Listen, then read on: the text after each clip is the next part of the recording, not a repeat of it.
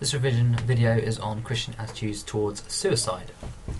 Now, all Christians are against suicide. Let's start right there. That is absolutely all Christians. Why? Because it goes against one of their key beliefs that killing is murder, therefore it is wrong. Okay, that is obviously supported by one of the key beliefs or key quotes in "Thou shalt not kill" from the Ten Commandments. So it's killing, it's wrong. It can never be right in that situation. You're ending your own life. Now, if we look at the sanctity of life, it's quite clear again. Life should not be destroyed. Now, that doesn't mean just other people's lives as a murder. That is seen as your own life as well. So again, Ten Commandments can be used.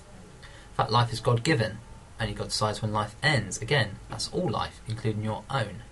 And the fact that God has a plan for every human life, obviously a natural death would run in line with God's plan when God decides you should die. The fact that they also look at this idea of God's plan and apply it to the idea that we should trust God. God has decided when our time is up, that's when we die, so therefore any pain and suffering are kind of part of that plan, but we should trust God that God knows best. Good quote from Hebrews there: never will I leave you, never will I forsake you, never will I give up on you, so don't give up on yourself. So, all these ideas would indicate that ending your life through suicide is wrong and therefore should not be done. Now, there is one point here that we could reflect on. All life deserves respect. So, do respect people's choices. The fact that somebody wants to end their life, do respect their choice. It is their life. Is it their choice? So there is one sort of glimmer where we could look and say, maybe the golden rule could back this up here. You know, how is anyone to be treated? If you're in great pain and suffering, would you want to die? Could it be agape used here? What's the kindest, most loving thing to do if somebody really wants to end their life? Should we let them?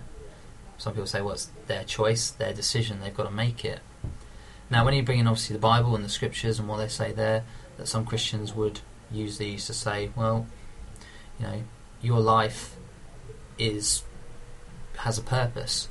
I mean, take the idea that, you know, your body is a temple for the Holy Spirit. Therefore, to kill yourself, you know, kills something that's very special inside you. There's a good quote there to back that up as well.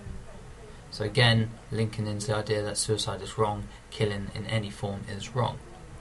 Now, Christians would support the problem of suicide by the work of Samaritans, and they would either support and volunteer to work with Samaritans and helping people, giving them someone they can speak to, someone will listen to them.